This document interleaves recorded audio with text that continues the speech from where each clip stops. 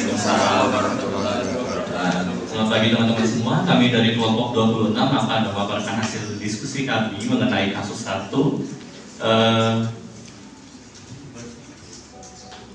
yang dimana cerita di mana Bu Santi datang ke apotek berniat membeli Tremenza sirup sesuai saran dari teman di kantornya untuk anaknya yang mengalami pilek. Saat Wanda, mahasiswi yang kos di rumah Bu Santi menyadari bahwa ibu kosnya akan ke apotek untuk membeli obat untuk anaknya yang sering mengalami flu. Wanda menyarankan Bu Santi agar membeli juga stimulus sirup di apotek karena berdasarkan pengalaman sepupunya yang sering mengalami flu, stimulus sirup aman dikonsumsi kapanpun dalam jumlah berapapun karena mengandung bahan alam. Apalagi stimulus sirup dapat diperoleh secara bebas dengan harga terjangkau. Mendengar percakapan itu, Redo yang juga kos di rumah itu mengatakan bahwa oke, langsung saja.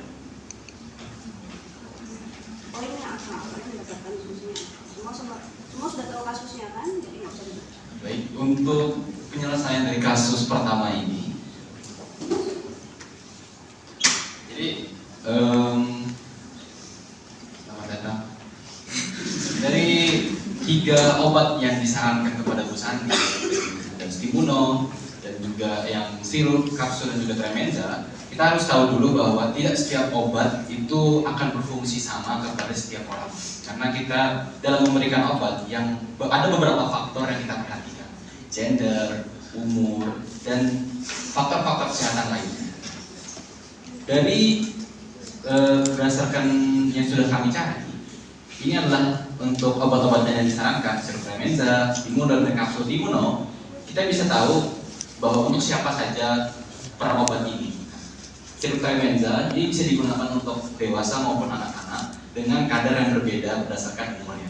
Dewasa dan anak yang di atas 12 tahun itu 3 kali sehari 2 sendok makan atau 10 mili setiap minum. Berarti dalam sehari itu ia meminum 30 mili dari sirup Tremenza dalam 1 hari. Lalu sirup Stimuno juga berdasarkan umur, di mana anak-anak 1-12 tahun 1-3 kali sehari 1 sendok takar. Maka jika memang parah 3 kali sehari, maka sehari dia meminum 15 ml. Dan dewasa di atas 12 tahun pun 1-3 kali sehari dan 2 sendok takar 10 ml. Dan jika memang parah berarti 1 harinya 30 ml. Dan ini sirup Tremenza, sirup Stimuno, dan juga kapsul Stimuno juga dikonsumsi setelah makan. Sedangkan kapsul Stimuno ini hanya bisa dikonsumsi untuk anak-anak di atas 12 tahun saja. 12 tahun di bawah tidak boleh menggunakan kapsul Stimuno. Sehingga jika kita melihat dari kasus yang awal, di mana konteksnya adalah anak untuk Ibu Santi, dan kita tidak tahu umurnya berapa. Sehingga jika konteksnya pasien kita adalah anak di bawah umur 12 tahun, kapsul Stimuno tidak bisa kita gunakan untuk obat anak tersebut. Sirup Tremenza dan sirup Stimuno adalah solusi terbaik untuk anak dari Ibu Santi. Maka kita kembalikan lagi juga di kasus sebelumnya bahwa Wanda, salah satu mahasiswa tadi, mengatakan bahwa sirup Stimuno karena ia mengandung herbal, ini bebas untuk digunakan, terbebas dari berapa mili yang digunakan atau berapa dosis yang digunakan. Sedangkan kita lihat di sini bahwa untuk anak usia 1-12 tahun dan lebih di atasnya itu punya takarannya masing-masing. Sehingga walaupun itu obat herbal, terbuat dari bahan-bahan herbal, bukan berarti dosisnya bisa kita abaikan.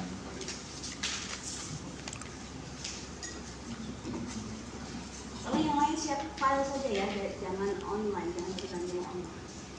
Mestinya kan ya Oke, nah.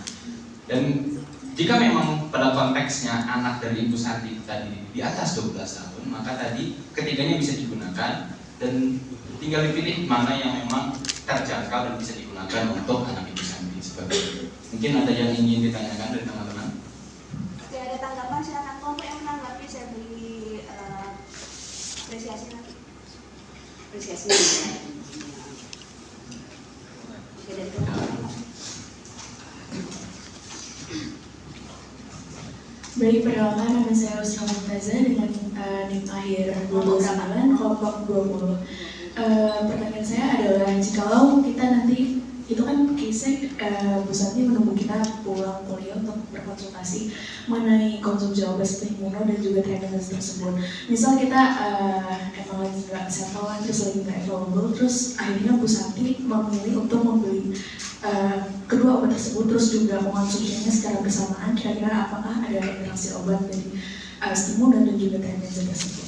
Gitu. Terus pertanyaan kedua saya adalah kalau misalnya anak tersebut, let's say berusia 10 atau 11 tahun, dimana itu kan mepet-mepet ke usia 12 tahun, apakah bisa diberi kapsul? Kalau misalnya si anak tersebut emang udah bisa menerima kapsul, soalnya saya juga dulu waktu kelas 3 ke atas itu udah diberikan kapsul oleh dokter. Terima kasih dari dan kawan-kawan. Oke, silakan. Terima kasih Buna atas pertanyaannya. Tipis ya bagi-bagi.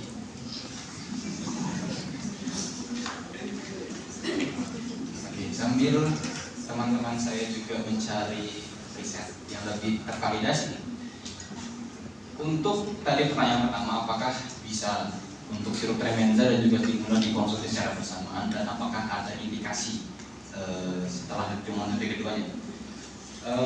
Seperti yang kita tahu di beberapa pelajaran sebelumnya, mungkin itu bahwa obat itu memiliki sifat-sifat, bahwa ada obat yang bisa menguatkan obat lainnya, ada yang bisa bekerja bersamaan, dan ada yang bisa saling menegasi efek dari masing-masing obat. Sirup Tremenza dan sirup Stimuno ini tetap juga ada di antara salah satu sifat tersebut, mana ia bisa menguatkan dari efeknya atau bahkan saling menegasikan sehingga bahkan tidak ada efeknya.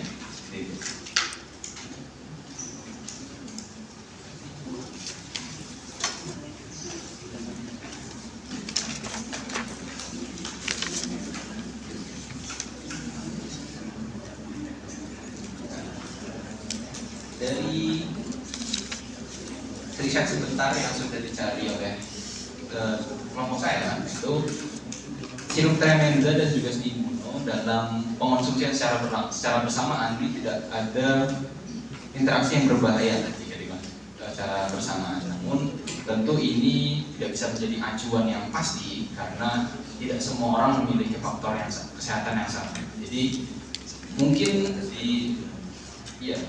di saya jika mengonsumsi Tremenza dan Stimuno secara bersamaan mungkin tidak apa-apa. Tapi mungkin kalau di Ihsan tiba-tiba memicu alergi, atau mungkin di Caca tiba-tiba jadi ada kejang seperti itu. Dan ini adalah indikasi yang memang tidak bisa ditentukan karena faktor genetik ataupun kelamin dan semacamnya seperti itu.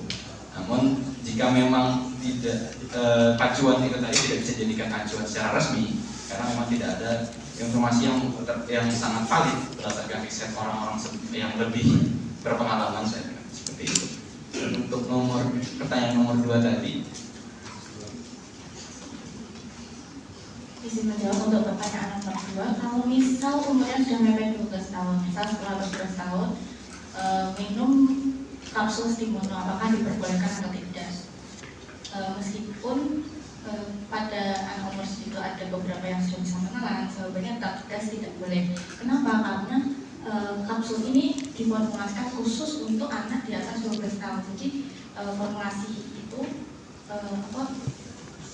bukan berdasarkan kemampuan bisa menelan atau tidak, tapi kemampuan bisa mencerna obat tersebut atau tidak. Jadi memang secara tegas tidak boleh, karena kapsul Stimuno itu dikhususkan untuk anak di atas 12 tahun.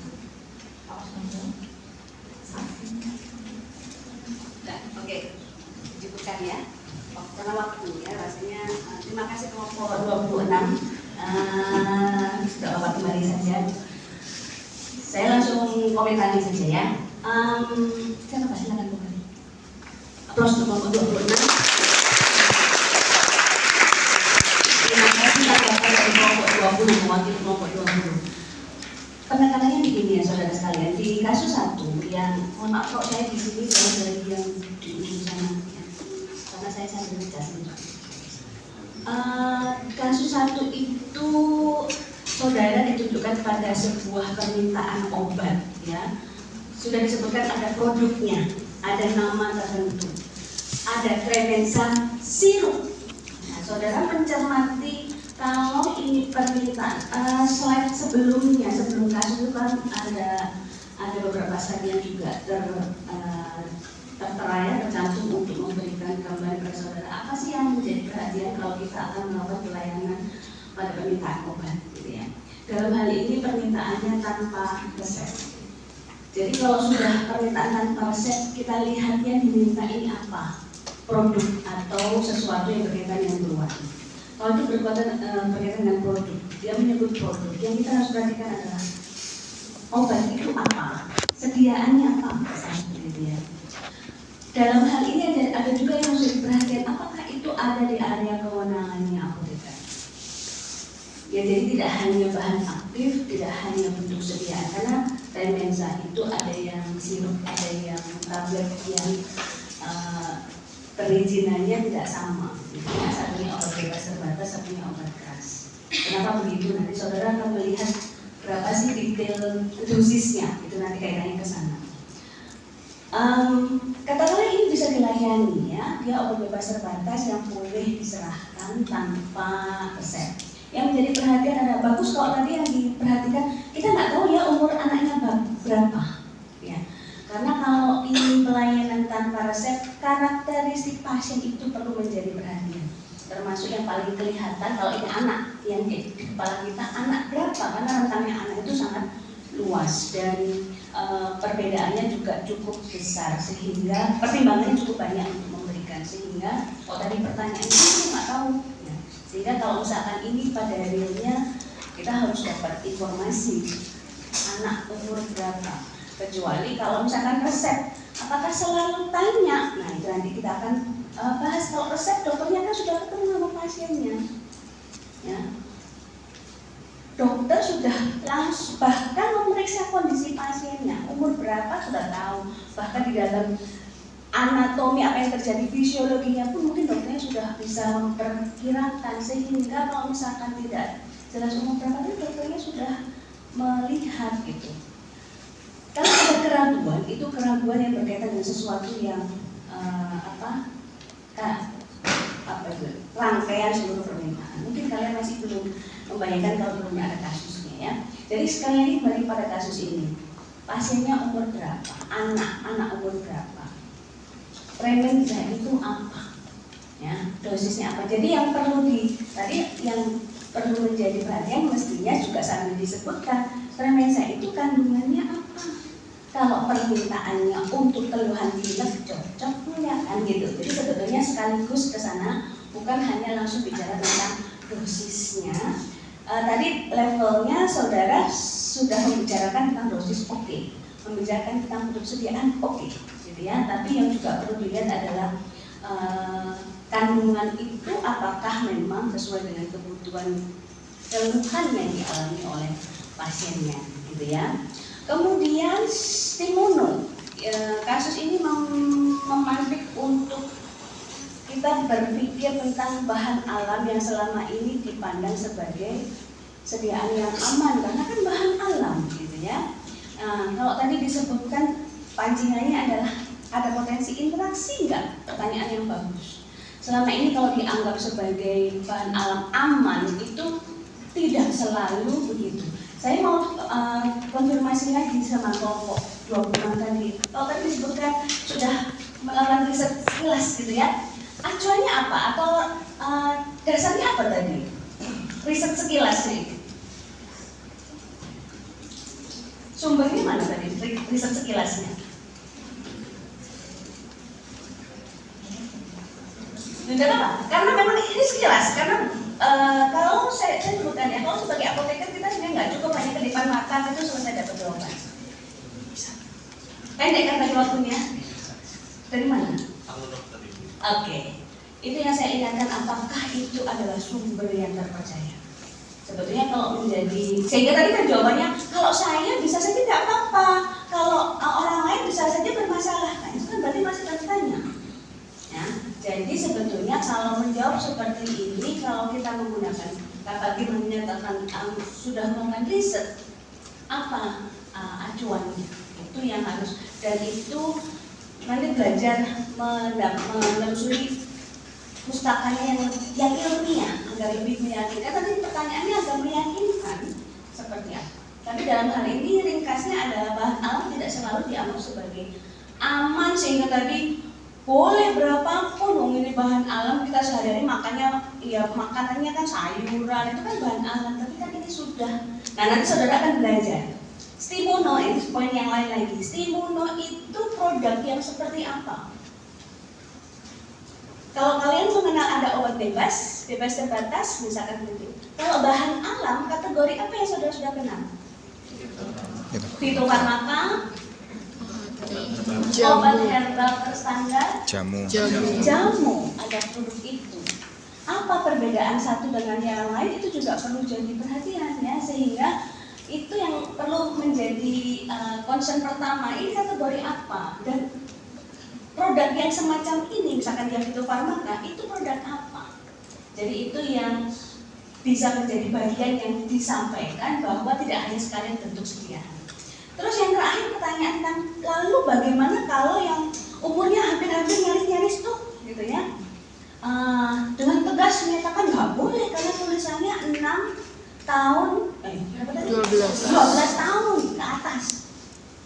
Sekarang kita lihatnya gini ya, bentuk kalau kita belajar yang lalu ya, karakter penggunaan obat itu tergantung dari karakter orangnya dan karakter bahannya.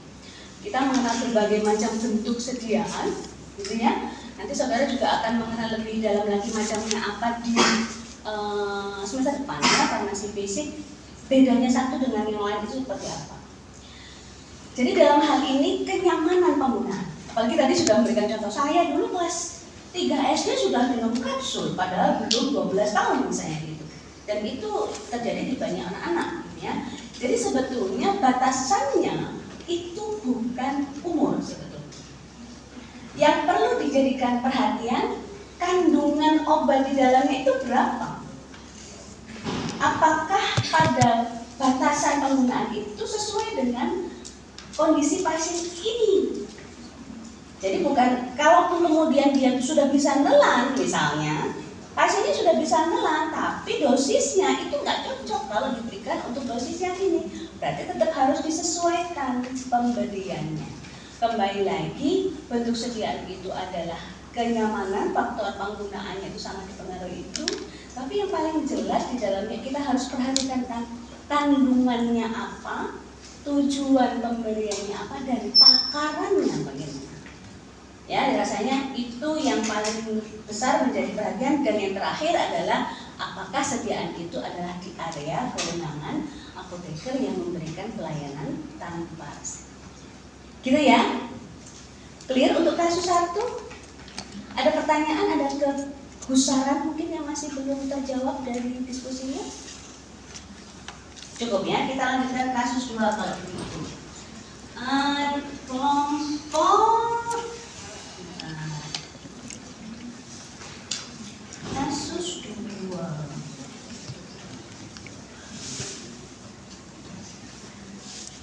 Silakan.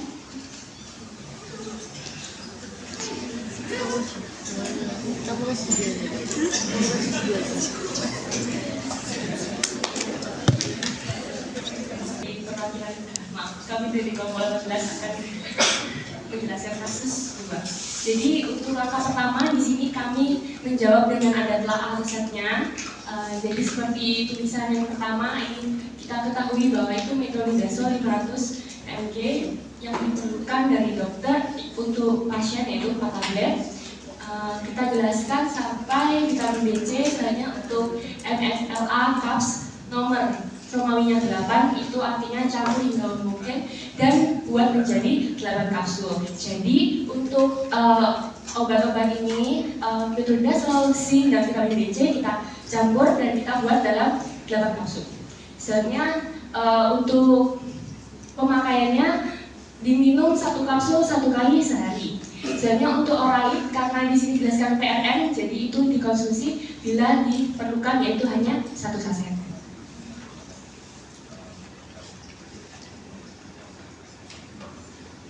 Baik untuk baik untuk yang pertama, pertanyaannya adalah hitungan dosis 1 kali dan 1 hari pemakaian obat yang dikehendaki dokter untuk pasien. Nah, bandingkan dengan acuan yang sesuai. Di sini kita sudah tahu metronidazol, zinc, dan vitamin BC diminum 1 kali sehari dan 1 kali minum 1 kapsul.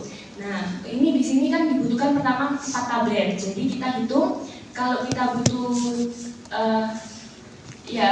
berarti 1 tabletnya itu 500 mg, berarti dalam 8 kapsul kita memerlukan 200 mg metronidazol. Untuk 1 kapsulnya berarti 200 mg dibagi 8. Oh ya maaf. 2000, jadinya 2000 bagi 8 sama dengan 250 mg per hari. Selanjutnya untuk zinc 8 tablet. Nah, zinc ini tadi kita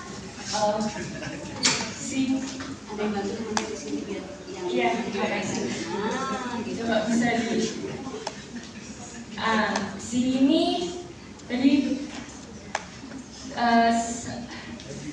satu tabletnya itu 20 mg, berarti 8 dikalikan 20 sampai dengan 160, berarti per kapsulnya kita hanya memerlukan 20 mg. Ini semua sama juga untuk vitamin BC dan juga untuk vitamin BC saja. Untuk orang berarti hanya diperlukan bila diperlukan hanya 1 saset. Selanjutnya, berdasarkan ketersediaan obat tentukan bila kebutuhan obat yang disediakan. Ini sudah sering saya singgung di awal. Berarti metronidazol 2000 mg, selanjutnya untuk zinc 160 mg, dan vitamin BC.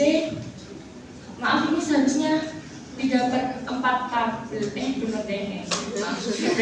6 tablet. Nah, selanjutnya untuk aturan pemakaian obat yang diterima pasien, untuk yang pertama tadi 1 hari 1 kapsul, dan untuk orang sendiri jika diperlukan hanya 1 saset. Ya, jadi ini seperti kasus 2. Bila ada yang mau bertanya, dipersilakan. Baik.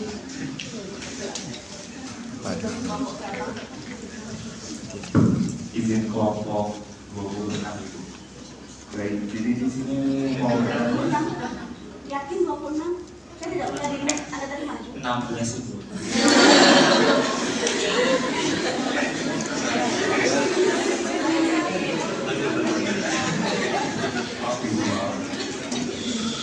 Oke, baik. Jadi di sini mau bertanya terkait dengan metronidazol. Kalau dari resep yang diberikan itu kan dihitung 1 hari cuma dikasih sekitar 250 mg ya, seperti itu. Cuman ini berdasarkan acuan yang kelompok aku pakai, itu kami lihat di BNF itu disebutkan kalau ini kita perkirakan untuk anak-anak ya, itu 1 hari itu dikasihnya 3 kali. Ya setiap 12 jam. Jadi 1 hari itu 2 kali dikasihnya, dan itu 7,5 mg per kilogram, yang kita anggap saja 250 mg itu anak yang sekitar 30 kg. Nah, itu kenapa kita bisa mengubah resepnya, sedangkan kan kalau berdasarkan referensi itu 1 hari kita kasihnya itu 2 kali, sedangkan ini kenapa 1 kali? Apakah diukur dari tingkat keparahannya kah, atau memang menyesuaikan dengan kondisi anaknya juga? Itu saja, terima kasih. Terima kasih pertanyaan dari perwakilan kelompok 16. Izinkan saya menjawab. Jadi untuk metronidazol sendiri ini itu benar sesuai dengan keparahan penyakit tersebut. Nah, untuk dari dosis acuan dari Bandingdel, nah saya kemarin mencari sebentar. Itu tuh maksimalnya intinya di mana ya? Mungkin teman-teman dan bisa mendengar. Saya masih mencari ini.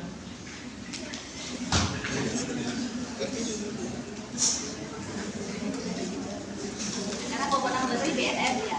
Ya. Kelompok 18 nanti iya nanti.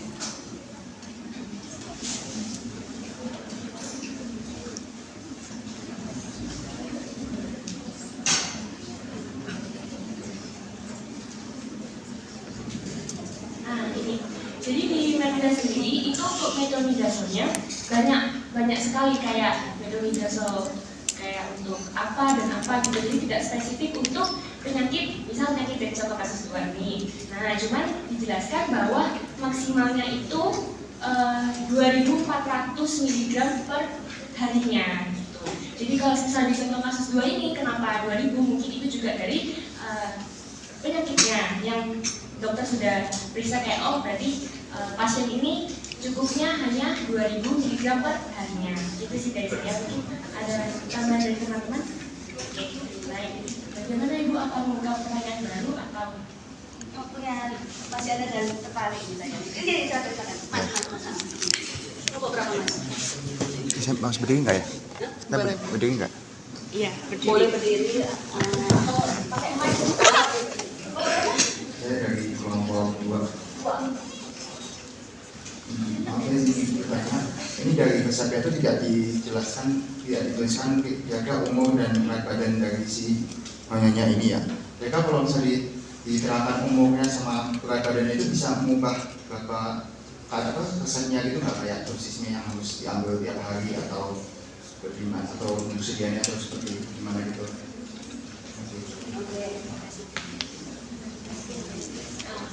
jadi pengalaman saya ini pastinya umur dan juga berat badan itu memengaruhi dosis obat. Cuman di sini tidak diketahui kan berat badannya berapa dan umurnya juga berapa.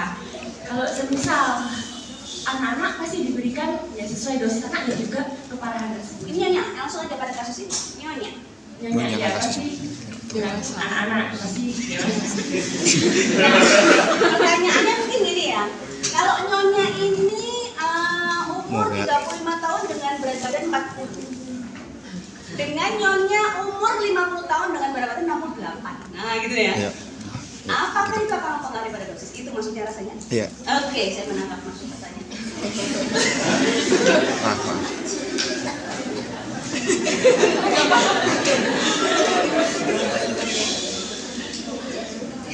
Iya, menurut saya mempengaruhi untuk umur dan berat badan.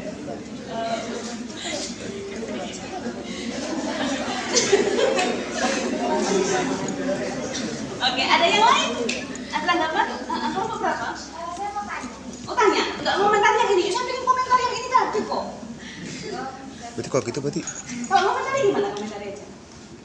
Komentar dulu. Enggak mau? Enggak mau komentar? berarti resepnya nggak valid lah, karena nggak ada berat badan sama umur. Gimana yang lain? Yang gimana komentarnya? Berbeda? Karena relatif Gak ada ya yang komentar ya? nyonya. Iya kan ini. Kayak dari dokter Nah. Apa pertanyaannya? tentang Jadi dewasa. saya mau bertanya, di resep itu kan tertulis vitamin B/C, sedangkan ketersediaan obat itu tertulis vitamin B kompleks. Jadi apakah vitamin B/C dan vitamin B kompleks itu sama?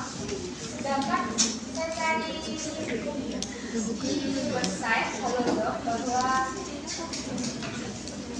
vitamin B/C itu adalah campuran dari vitamin B kompleks dan vitamin C. Jadi bagaimana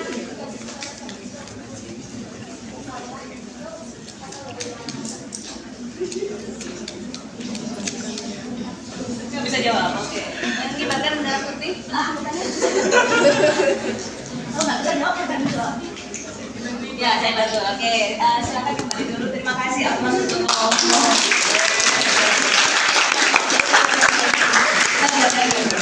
saya mau tanya ini dulu. Tadi menyebutkan 486 gitu ya. Di resep itu tertulis 48 Ada satu yang nggak dijelasin. itu Metronidazole disebutkan sebagai 4 tablet, 8 tablet, 6 tablet. Apakah ada yang tidak Itu setuju? juga harus pakai air. Dikonsumsinya kapan, setelah apa gitu ya? Ada yang tidak setuju? Tolong angkat tangan kalau yang tidak setuju. Oke. Kenapa tidak menganggapnya itu sebagai 4 gram, 8 gram, dan 6 gram? Kalau 4 gram, 6 gram, 14 cc ditulis. Oh nggak mesti? Nggak mesti. Kenapa tidak terpikir itu?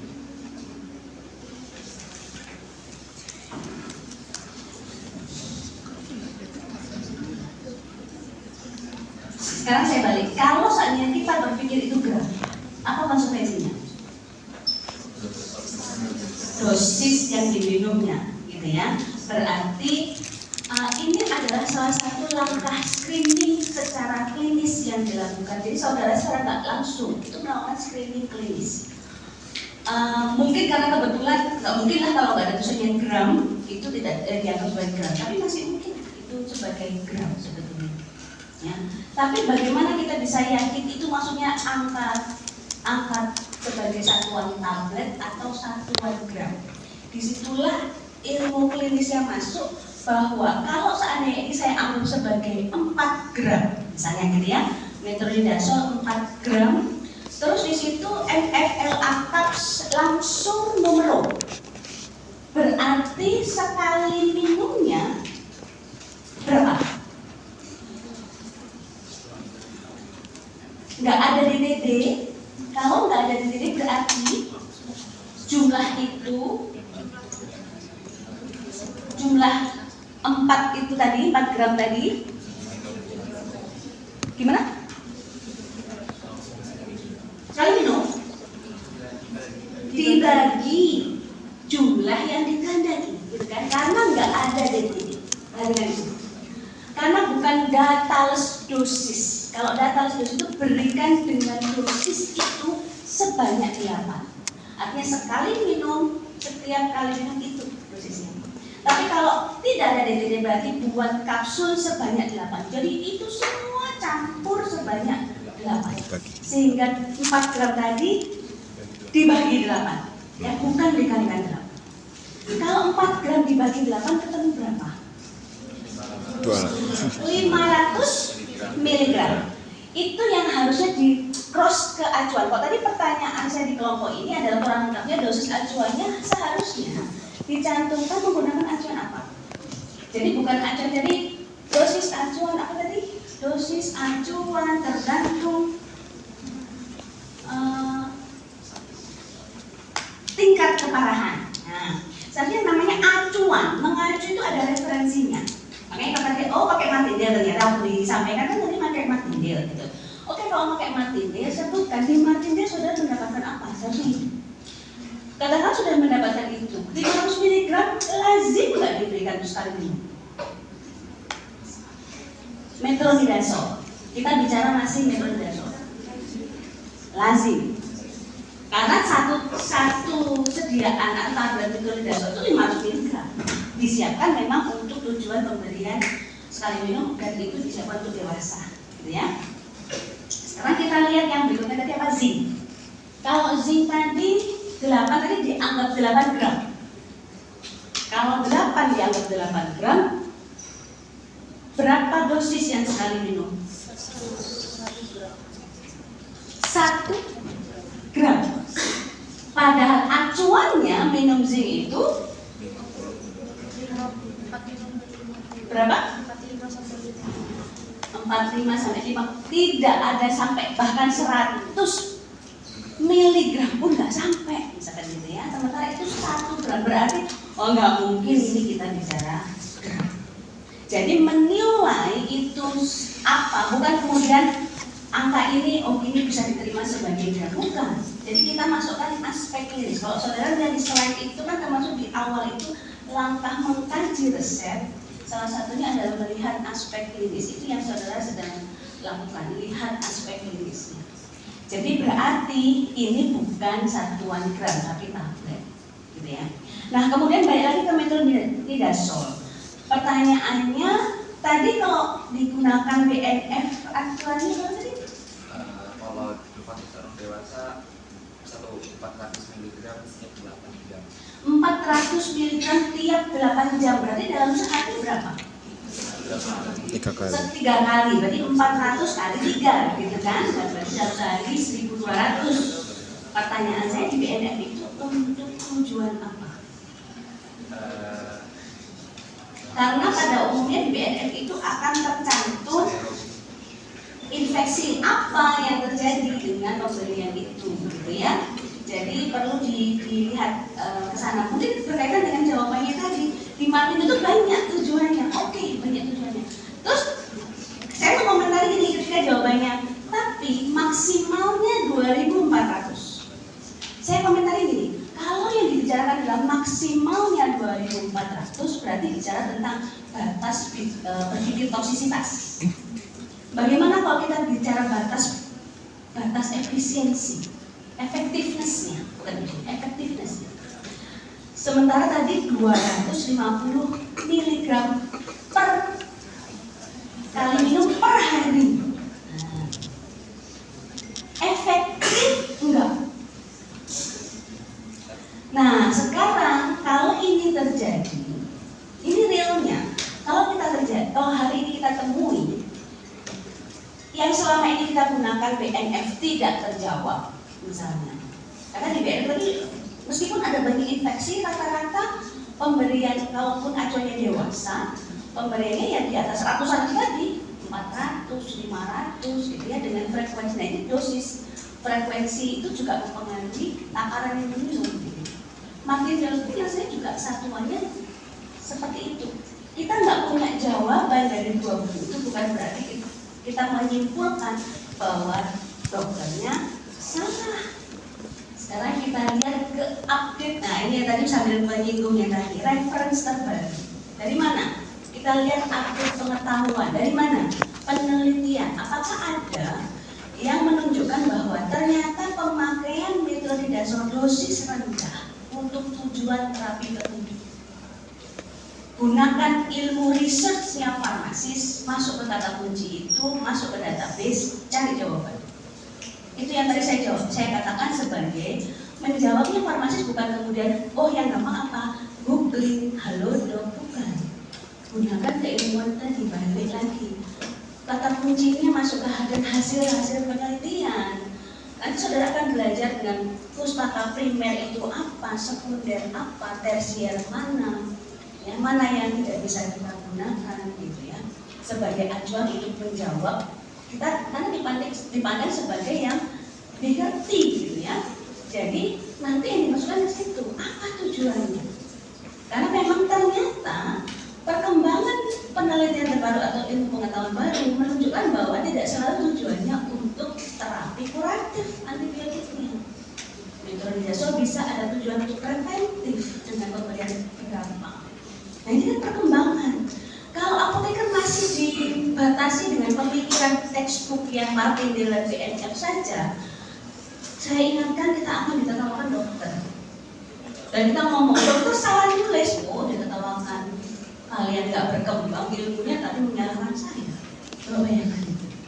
Ya, jadi hati-hati ketika kita bicara atau menyimpulkan peresepan, apalagi itu bicara dengan tenaga kesehatan yang lain. Gitu ya. Oke, kemudian dua hal sebetulnya masih ada ya, berkaitan dengan usia, nyonya. Kalau usianya beda bagaimana? Sekarang saya tanya, di pustaka itu apakah kalau adult itu ada batasan usia? Ada batasan usia nggak? Adult, kalau itu anak-anak sampai umur 6 tahun, terus 6 sampai 12, kan gitu kan kalau anak-anak. Apakah kalau dewasa itu ada 20 sampai 30 dengan berat badan 45 sampai apakah itu? Nggak ada. Berarti kalau bicara pasiennya dewasa, pertanyaan umurnya berapa ya Bu? Ibu berat badannya berapa? Terus tanyanya ke saya. Mai kenapa? Kegemukan. Gitu. Kan perempuan sensitif gitu ya. Jadi ketika tidak ada batasan, ya sudah, itu bukan hal yang menjadi perhatian untuk kita harus kumpulkan. Tapi untuk obat tertentu yang misalnya dia tuh larut lemak, sehingga kita harus perhatian ke orang-orang yang obes misalnya. Nah, mau memperhitungkan itu silahkan, itu hal yang lain. Tapi pada umumnya acuan adult itu akan digeneralisir sebagai adult yang sama. Ya, jadi tidak perlu dikhawatirkan batasan umurnya. Kemudian pertanyaan terakhir, BC-nya itu kenapa kok B kompleks ya, bukan B dan C gitu. Nah, kembali lagi kalau saya tunjukkan ke konteks kasusnya. Nanti saudara akan sambil masuk ke sisi itu. Konteks kasusnya ini adalah puskesmas. Puskesmas itu item obatnya apa? Nah, itu nanti akan menjadi mempengaruhi. Apakah sebetulnya item obatnya itu variasinya lebar sehingga bisa memberikan kemungkinan yang lebih besar, atau sebetulnya batasannya sempit ya. Kalau puskesmas itu pakai acuan daftar obat esensial nasional, batasannya tidak terlalu banyak, dan yang nulis dokter puskesmas. Jadi yang layani pasien apoteker puskesmas. Tahu sama tahu, kadang-kadang itu malah pakai kode PCT, NAC, itu nggak tahu, harus tahu itu sebetulnya singkatan apa untuk produk yang tersedia atau bisa dilayani di puskesmas. Jadi dalam hal ini memang yang dilihat adalah kebutuhan vitamin B kompleks, gitu ya. Oke, masih ada pertanyaan untuk kasus 2? Cukup ya? Oke, cukup kasus 2, kita melangkah ke kasus 3. Silakan, enaknya kelompok enaknya.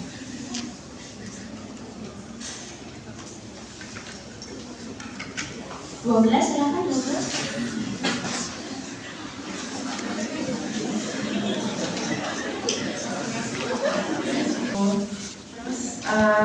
Dari kami kelompok 12 akan menyampaikan kasus 3 yang akan dibawakan oleh teman-teman saya. Terima kasih. Baik, di sini saya akan menjelaskan tentang soal pertama, yaitu tentang adanya ketidakpastian dalam salinan resep yang tertera pada kasus. Bagi dari kelompok kami menemukan ketidaksesuaian dari salinan resep ini. Yang pertama, adanya ketidaksesuaian dari sediaan gliberin dari kekuatannya yang di resep itu tertera 20 mg, sedangkan yang tersedia di apotek itu hanya dosis atau kekuatan 1 mg. Kemudian yang kedua adalah terdapat jeda waktu antara tanggal dibuat dilayani resepnya dan juga tanggal penebusan, yaitu salinan resep atau resep dokternya itu dilayani pada tanggal 2 Juni, sedangkan ditebusnya itu pada tanggal 6 Juni tahun 2020. Kemudian pada salinan resep itu tertera tanda nedet atau update yang belum diserahkan atau obat yang belum diterima oleh pasien. Namun di bagian bawah itu sudah terdapat propofi konform atau sudah ditulis sesuai dengan resep dokter asli dan juga sudah diberi tanda tangan dari apotekernya, yang merupakan itu artinya sudah divalidasi oleh apoteker dan sudah diserahkan kepada pasien. Kemudian ada beberapa hal yang harus dilakukan oleh pasien, yaitu yang pertama, menanyakan mengapa obat tersebut baru ditebus pada tanggal 6 Juni 2026 yang jeda 8 hari. Menanyakan apakah selama jeda itu pasien mengonsumsi obat-obatan lain. Kemudian yang kedua, mengonfirmasi stok obat melalui dokter dulu, kemudian ke pasien bahwa di apotek hanya tersedia gliberin 1 mg. Kemudian yang terakhir, mengonfirmasi identitas pasien untuk verifikasi nama dan alamat agar sesuai. Oke, lanjut untuk yang bagian perhitungan dosis. Itu yang pertama, di situ tertulis metformin 500 mg. Jadi untuk dosis 1 hari itu berarti 1 dikali dengan 500 mg itu tetap 500, dan jadi untuk 1 harinya itu jadi 2 kali karena di bagian salinan resep itu tertulis S2, jadi tes 1 itu berarti ada 2 kali dalam 1 hari, berarti dikali 2 dan 500 itu di 1000. Dan untuk acuannya kamu mengambil dari MIMS dan itu sudah sesuai dengan literatur. Lalu yang kedua ada gliberin 2 gram, dan untuk yang ini juga sama, karena kalau di resep salinan resep itu tulisannya artinya satu kali itu 1 tablet. Jadi tinggal 1 dikali dengan 2 mg ya, jadi 2 mg juga, dan acuannya juga sama dari MIMS, itu sudah sesuai dengan literatur. Next. Nah, tapi di sini karena yang berbeda itu di bagian di mepirit ya. Karena di ketersediaan itu hanya ada 1 mg, sedangkan yang dibutuhkan itu kan yang bagian 2 mg. Nah, berarti yang ini itu kalau jadi harus apoteker itu konfirmasi ke dokternya dulu. Nah, kalau dokternya mengizinkan, maka dibuatlah resepnya itu jadi dikali 2, karena kan kalau di situ yang bisa dengan resep itu tulisannya ada 30. Nah, tapi karena kita kan punya 1 gram, berarti itu nanti jadi dikali 2, dan jadi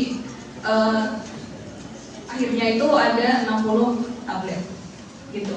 Dan untuk yang metformin sendiri itu dibutuhkan 60, jadi disiapkannya itu 6 strip. Sedangkan kalau yang dimeprit juga 6 strip. Nah, untuk aturan pemakaiannya itu di metformin sendiri 2 kali sehari 1 tablet setelah makan atau saat makan. Lalu yang di meprit itu berubah menjadi 1 kali sehari itu 2 tablet sekaligus gitu. Oke, itu saja dari kelompok kami. Ini ada yang ditanyakan. Oke, silakan. Kelompok yang tadi belum tanya dulu, silakan Mas. Kelompok berapa? Kelompok 5. 5. Oke, baik, sebelumnya silakan dok saya Farid bagaimana kelompok dari kelompok 5 mungkin bisa di slide sebelumnya. Oke, ini mungkin aku ada banyak pertanyaan ya, karena ada beberapa hal yang ada Borong. Oke. Dan yang pertama Berapa banyak Mas pertanyaan? Apa? Ada berapa banyak? Banyak pertanyaan? Cuma 2 aja. Oh, 2. Yang pertama mau tanya tentang ketidaksesuaian pada kesediaan dari mepirit. Yang menjadi fokus utama pada nomor 1 itu kan kita harus mencermati selain resep ya. Padahal yang kita fokus pada ketidaksesuaian adalah selain resep, bukan pada kesediaan. Karena maupun kesediaannya itu tidak sama, itu kan masih bisa diakalin. Intinya di jawaban akhir kalian sudah bisa mengakalin bahwa dalam 1 kali diminum 2 tablet. Terus mungkin buat ketidaksesuaian yang para apoteker dan PPC itu sumbernya dari mana ya? Karena setahu aku para apoteker itu hanya sebagai bentuk pengesahan saja, sedangkan PCC itu kalau nggak salah pro apa gitu, intinya itu menandakan bahwa selain resep itu ditulis sesuai dengan resep yang asli. Dan untuk penyerahan atau tidak itu ada pada tanda needed atau dead-nya. Sedangkan kan pada selain resep ini kan dua-duanya needed, jadi seharusnya yang diartikan adalah selain resep ini belum diserahkan. Mungkin itu pertanyaan dari aku, mungkin bisa dijawab. Oke, silakan. Tambah banyak.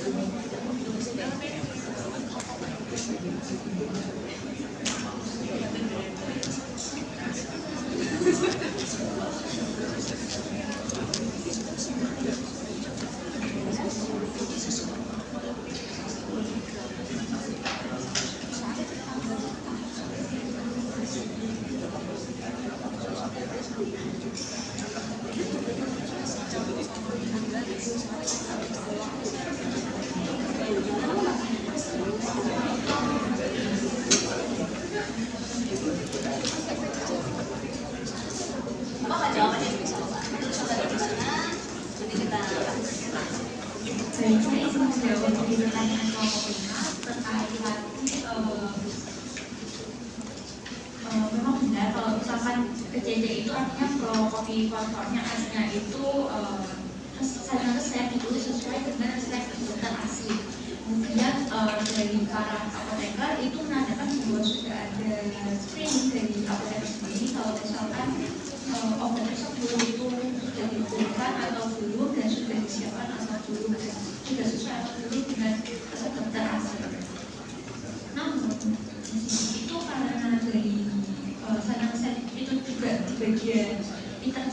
tidak ada tulis itu berapa kali, itu artinya resep itu tidak ada pengulangan. Dan maka dari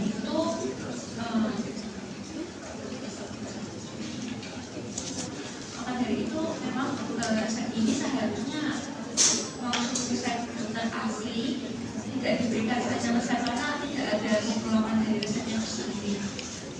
Mungkin ini diberi saja resep atas permintaan dari pasien sendiri untuk aksi dari pasien sendiri. Jadi diberikan saja resep dan tanda pemberiannya itu masih ada seperti itu. Oke, untuk yang tadi pertanyaan kedua ya, yang komentar ke tentang tidak sesuai. Baik, untuk bagian yang tidak sesuai itu memang benar kalau misalkan dari ketersediaan itu tidak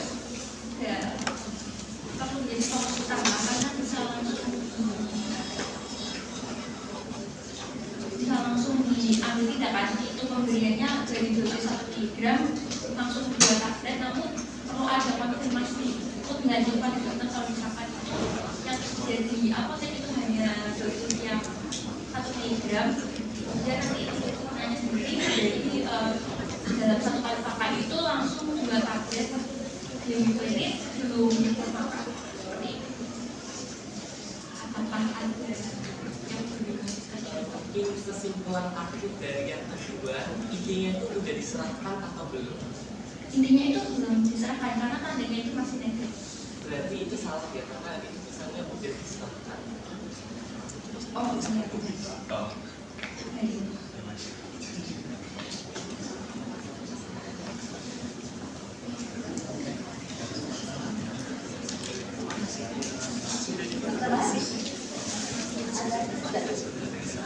Satu kelompok lagi barangkali ada komentar, ada tanggapan? Kelompok berapa? Kelompok 17, silakan. Sebenarnya konteksnya mirip-mirip, cuman karena menurut kalian masih jujur janggal, jadi ada dua ya Ibu. Oh, dua, boleh. Nah, yang pertama itu tadi itu tulisannya salinan resep, yang mana salinan resep itu biasanya digunakan untuk menebus obat yang belum diambil atau menebus obat untuk pengulangan atau ITER. Tapi karena ITER-nya tertera tidak ada tertera apapun, berarti kan itu bukan salinan resep untuk pengulangan obat, melainkan salinan resep yang digunakan untuk menebus obat sisa. Tapi kenapa itu tulisan di salinan resepnya masih nedet atau belum diambil? Padahal kan itu salinan resep untuk mengambil obat sisa. Jadi mungkin apakah ada faktor-faktor mungkin seperti finansial ataupun di apotek sebelumnya itu terjadi out of stock atau stok habis, makanya tulisannya masih nedet. Dan yang kedua, itu kan Glimepirid di salinan resepnya dosisnya 2 mg, sedangkan yang ada di apoteknya itu sendiri sedianya itu 1 mg. Kalau misalkan kita mengakali 1 mg-nya itu dikonsumsi 2 kali sekaligus, apakah itu sudah memenuhi kandungan 2 mg dari Glimepirid yang ada di salinan resep? Terima kasih, semoga bisa dicerna.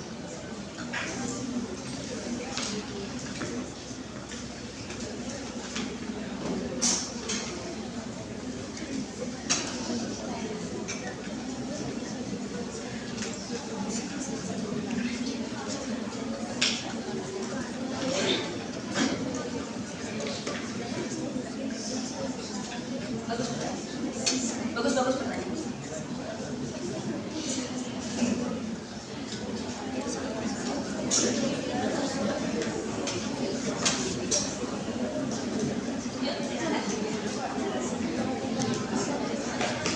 Izin menjawab, untuk yang pertanyaan pertama tadi sebenarnya hampir mirip ya dengan yang awal. Karena di bagian ITER itu kan kosong, tapi di resep itu negetnya masih ada. Nah, kalau ditanya dari perspektif kita itu kan kita tidak tahu bagaimana keadaan pasien yang sebelumnya. Jadi banyak faktor yang menyebabkan dia itu bisa jadi menebus obatnya itu telat. Jadi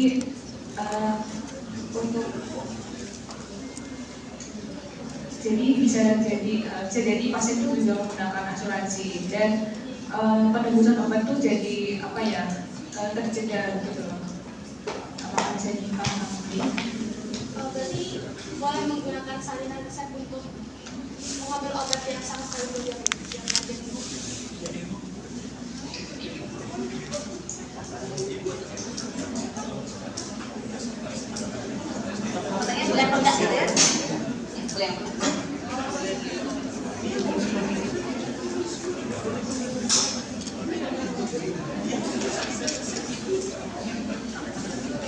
Ya, kalau dari diskusi kelompok kami ini jawabannya boleh. Ya, kesimpulannya masih boleh begitu. Dan seperti yang pertanyaan kedua tadi itu, yang ini ya. Kemudian yang kedua, apakah sama dengan 2 miligram yang dimaksudnya? Kalau dari pertimbangan sendiri sih sama, karena secara menjadi poin itu intinya dari dosisnya, jadi hasil akhirnya tetap 2, jadi tetap sama. Jadi itu apakah sudah bisa diterima? Oke, terima kasih kelompok.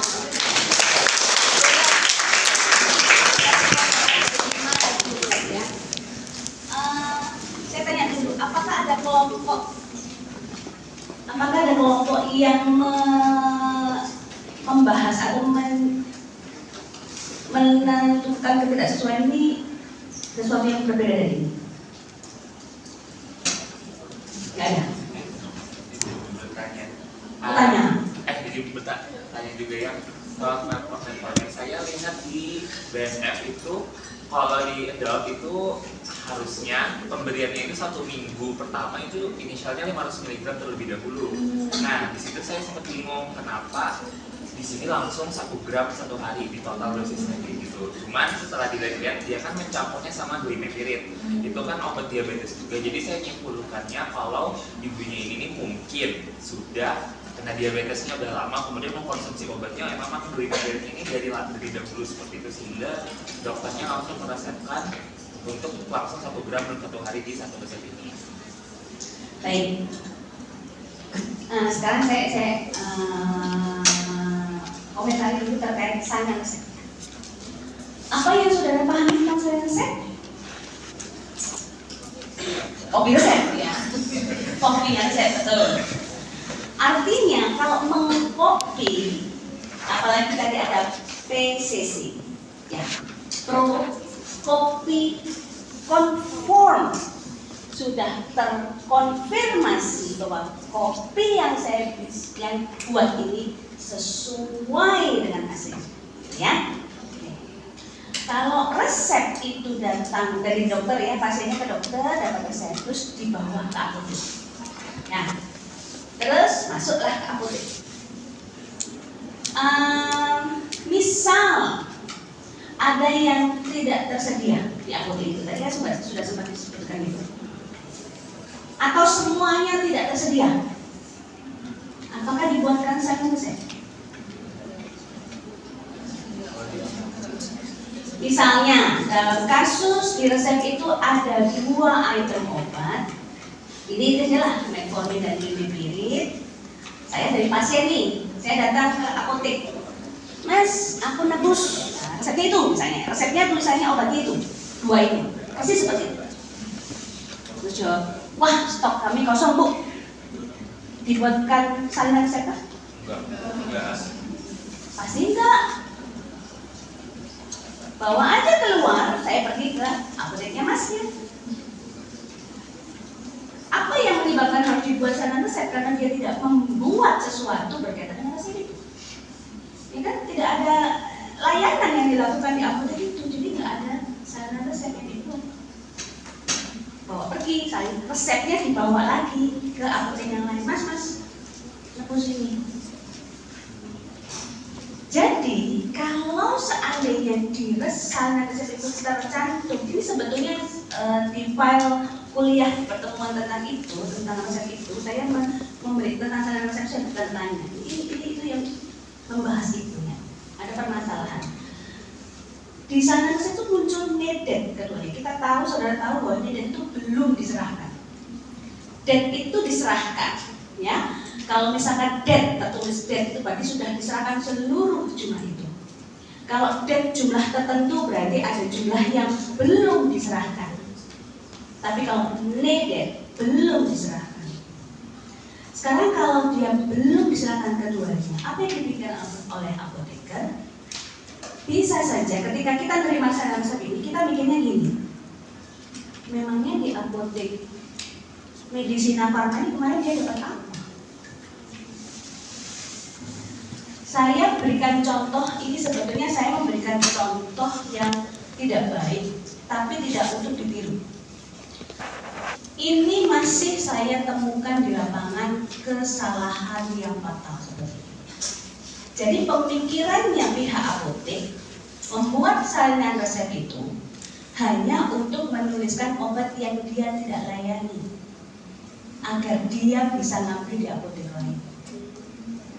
Jadi dia hanya menyiapkan obat, misalnya di kasus ini bisa saja dia terima insulin hasilnya. Tapi saya punya insulin, tapi saya nggak punya metformin sama dimepirin. Beli aja di apotek lain. Itu yang terjadi di lawan, yang masih terjadi, yang saya sangat prihatin. Yang ngajari siapa? Karena ini pro copy conform. Apa sih maknanya resep? Resep itu adalah apa yang kita bahas waktu itu, dokumen terapi yang menggambarkan bahwa pada tanggal itu, jika tanggal resep itu menjadi penting bagi kita sebagai apoteker yang menerima dokumen itu. Pada tanggal itu dia menemui dokter, dan akhirnya dokter memutuskan bahwa kebutuhan pasien ini adalah obat tersebut. Dokumen terapi. Dari dokumen terapi itu kita bisa melihat apa yang terjadi dengan pasien kalau kita punya bekal farmakoterapi. Contohnya tadi pertanyaan komentarnya bagus sekali. Saya bacanya di metformin itu 500 mg. Tapi kenapa ini kok sampai 1000? Kalau kita tahu algoritma terapi metformin itu pemberian first line untuk penyakit diabetes. Sehingga kalau kita paham bahwa kalau sampai pasien menerima kombinasi, berarti pasien itu bukan yang pertama. Atau bisa jadi dia pasien yang pertama kali didiagnosa diabetes, tapi begitu parahnya sampai dokternya nembak dengan 2 macam obat seperti itu. Mungkin. Tapi umumnya dokter itu akan melakukan upaya untuk perlahan meningkatkan dosisnya. Makanya, kaitan dengan ITER. Dokter menuliskan ITER meskipun itu kalau umumnya untuk kondisi kronis ya, karena pengulangan untuk jangka panjang. Tapi ketika dokter melihat saya mau mantau nih pasien, jangan sampai dia keterusan terus bablas salah terapi. Biasanya tidak akan menuliskan ITER terlebih dahulu.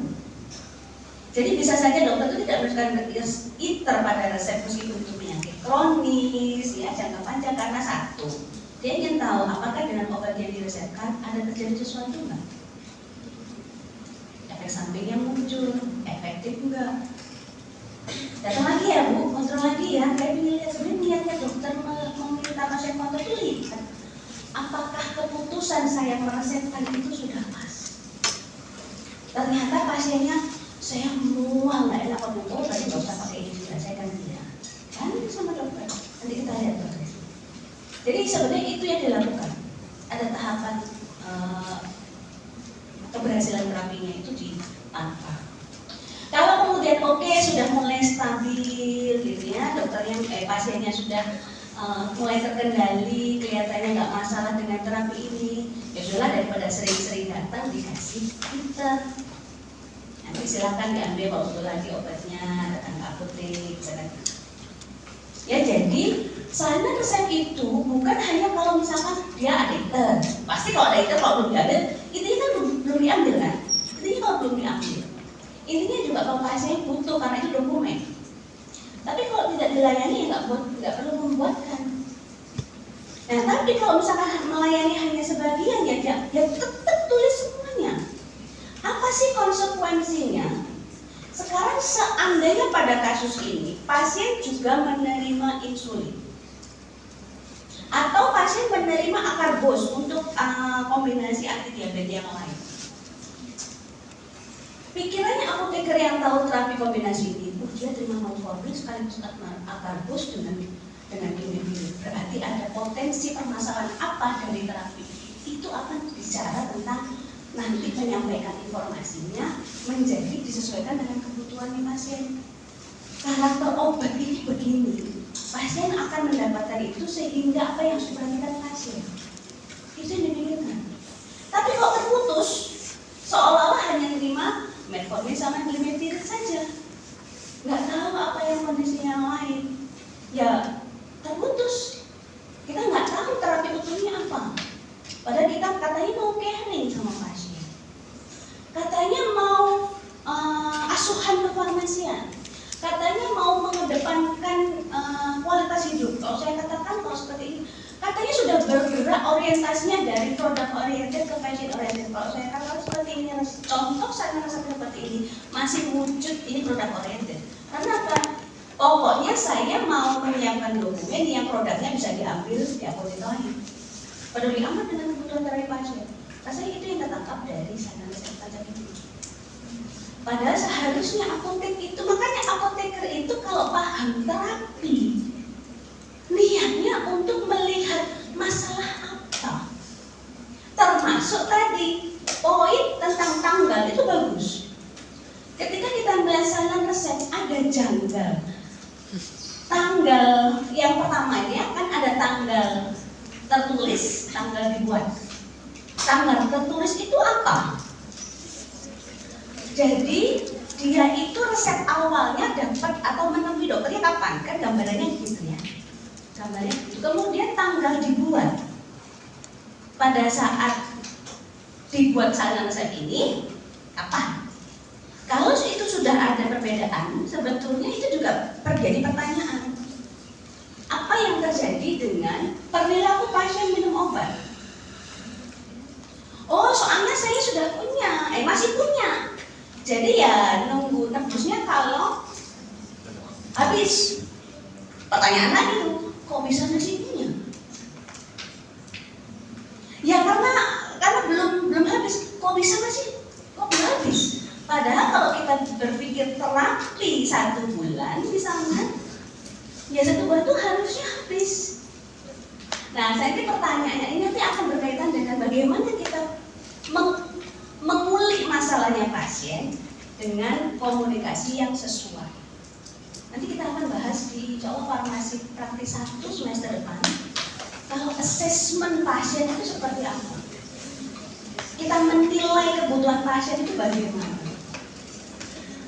Pertanyaannya, apakah kalau assess itu selalu bicara dengan pasien itu selalu hanya kita butuh komunikasi? Ini bahkan kemarin minggu lalu atau 2 minggu lalu saya uji mahasiswa profesi ujian konkret calon apoteker. Kita tanya, apa sih yang dibutuhkan apoteker untuk melakukan pelayanan? Bisa melakukan komunikasi. Mas, kalau seperti itu nggak usah ambil fakultas farmasi, kuliah di fisik. Ada ilmu komunikasi. Karena komunikasinya farmasi itu adalah media untuk menyampaikan ilmu klinisnya. Bekal klinisnya harus punya untuk bisa ngomong. Bu, kenapa kok bisa masih ada obatnya? Kenapa kita bertanya itu? Karena kita berpikir terapi kan harus utuh. Masih punya. Kenapa Bu selama ini belum gimana ya? Nah, nanti bertanya, cara tanyanya apa? Mau pertanyaan terbuka, pertanyaan tertutup, itu style, itu skill yang perlu dilatih untuk secara nggak langsung kita menggali masalahnya pasien. Mbak, minum obat kayak gini, mual. Ketika dia ngomong kayak gitu, kita langsung tahu karakter si obat ini tuh memang potensi untuk gangguan saluran cerna besar. Efek sampingnya tinggi di bagian ini. Mualnya gimana Bu? Ibu minumnya seperti apa? Saya minumnya begini. Oh, ini Bu, diperbaiki dulu ya. Obat ini minumnya. Nah, baru ngomong. Karena bisa jadi dia tidak patuh karena dia tidak nyaman. Dia tidak nyaman karena dia salah menggunakan. Dia salah karena dia tidak tahu konsekuensi. Panjang urusan. Tapi itu tadi tergali ketika apoteker punya pikiran tentang terapi. Tapi kalau yang dipikir apoteker, ini butuh apa? Oh, buat ini. Kita nggak punya Bu. Adanya ini, mau nggak? Adanya yang apa? Merek, mau nggak? Oh, ada ya. Gak apa-apa, gue sama aja. Produk. Ya. Nah, sekarang kembali lagi kalau terkait dengan pertanyaan tadi, 1 mili yang tersedia, tapi 2 miligram yang diminta, apakah itu masalah? Saya katakan, kalau itu bicara sebagai matematis ya, kalau dengan kalian yang belajar tentang dosis, nggak masalah. Karena 1 kali 2 itu 2. Ya kan? Jadi jawabannya tadi nggak salah. Tapi kalau saya bicara dari sudut pandang saya melihat pasien punya masalah dengan ketidakpatuhan, saya akan mikir, wong dikasih 1 kali 1 aja dia nggak minum, apalagi dikasih sekali minum 2. Atau yang biasanya dia itu tahunya minum 1, kok minum 2 ya? Akhirnya merubah keputusannya tanpa diketahui. Jadi ketika kita tahu ini pasien ini berpotensi masalah dulu, kita bisa saja, Bu, saya carikan dulu ya. Bisa saja dicarikan dulu obatnya 2 mg ini. Nggak langsung diganti secara hitungan matematis tadi. Jadi sekali lagi, jawaban saudara tidak salah. Saya mengatakan tidak salah. Tapi pada saat praktek, sesuaikan kondisi pasien yang kita hadapi ini seperti apa. Dia punya masalah apa. Sehingga kita memutuskan apa. Sehingga jawaban pada saat praktek nanti kalau saudara belajar. Kok nggak sama, Bu, dengan itu? Loh, itu kan sudut pandang dia untuk memutuskan karena dia mengenali ada masalah ini. Gitu ya. Mungkin saat ini masih, apa sih maksudnya Bu Hani itu ya? Nah, tunggu saatnya saudara mengambil keputusan dengan kasus yang, dengan ilmu yang cukup ya untuk bisa menyelesaikan kasus. Kali ini sekali lagi untuk jawaban ini oke, jadi bisa 2 sekali minum nggak masalah kan, yang dimana yang dimau 2 mg itu, gitu ya.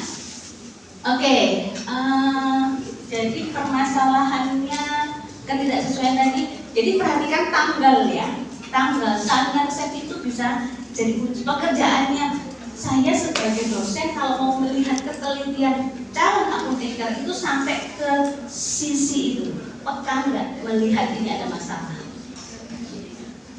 Jadi kalau bicara resep atau saran resep, tidak langsung menyebutkan apa resep yang saudara hadapi. Oh ternyata obat ini, bukan hanya obat, tapi juga keseluruhan bagian itu penting untuk dianalisis, gitu ya. Oke, mudah-mudahan tidak tambah puyeng ya. Cukup diberikan bekal pada saudara. Kasus 3 ini tadi ya. Masih ada 1 kasus lagi, kasus 4. Kasus 4. Saya mau ke kelompok 32.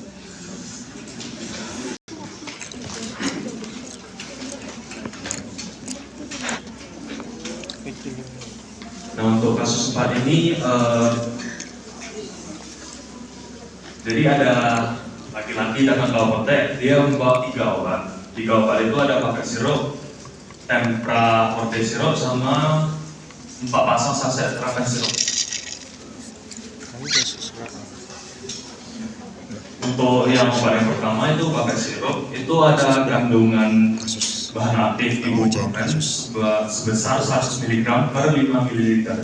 Terus obat ini dapat digunakan untuk meredakan demam. Pada kasus ini obat yang dibawakan sama laki-laki tersebut tidak bisa digunakan karena obat tersebut sudah 8 bulan dibuka. Jadi itu sudah melewati batas BOD. BOD itu beyond use date, yang dimana untuk obat sirup bisa dilihat di sini. Obat sirup itu jangka waktunya itu 1 bulan. Untuk obat kedua yaitu tempra forte sirup 60 ml, itu ada kandungan bahan aktif paracetamol sebesar 250 mg per 5 ml. Obat tersebut juga bisa digunakan untuk meredakan demam. Dalam kasus ini obat tersebut juga tidak dapat digunakan karena sudah melewati batas BUD. Obat yang ketiga yaitu reference syrup. Nah, untuk obat yang ini tidak bisa diberikan ke anak dengan penyakit anak pertamanya yang saat ini mengalami demam. Dikarenakan kandungannya yaitu paracetamol 32,5 mg per mililiter dan ibuprofen 20 mg per mililiter.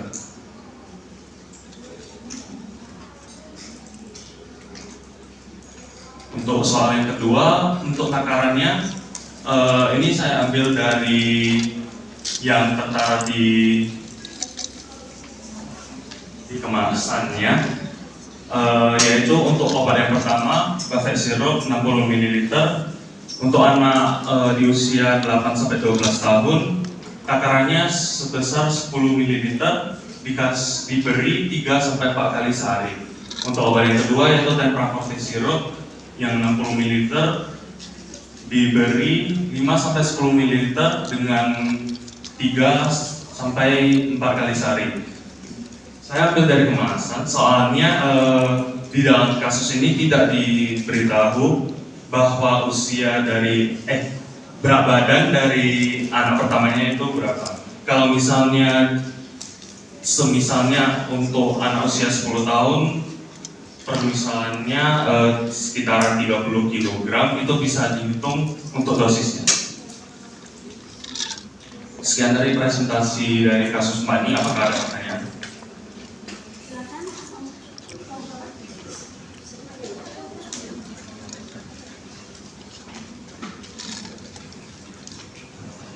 Baik, saya Marisman dari kelompok 10 izin bertanya. Di situ kalian menuliskan bahwa BUD atau Beyond Dosage-nya itu untuk obat sirup itu sekitar 1 bulan. Nah, apakah itu berlaku untuk semua obat sediaan cair atau hanya berlaku untuk obat itu? Dan jika ada beberapa kategori obat yang lebih dari 1 bulan, itu misalnya obat apa dan juga dalam kasus penyakit apa? Terima kasih. Oh, ada lagi? Ya, satu lagi. Silakan. Baik, akan saya Sambil dipikirkan mungkin ya. Kelompok yang lain. Baik, saya Pierre dari kelompok 19. Saya izin bertanya, kalau dari yang saya tahu itu Buffet Syrup itu kan kandungannya ibuprofen, golongan obatnya NSAID, sedangkan Tempraforte ini paracetamol. Kalau misalnya si Buffet ini setahu saya dia bisa, efek sampingnya itu kan menghambat pembekuan darah sama membuat lambung jadi iritasi kan. Kalau di kasus ini kan kita nggak tahu si anak yang lagi sakit itu tuh dia ada riwayat sakit lambung sama dia itu kita juga belum tahu penyebab demamnya itu apa. Jadi bukannya malah beresiko kalau misalnya ternyata anak tersebut tuh kena penyakit contoh demam berdarah, malah kan memperparah penyakitnya. Bukannya jadi lebih baik itu yang kita kasih Tempraforte ya. Sekian dari saya, terima kasih.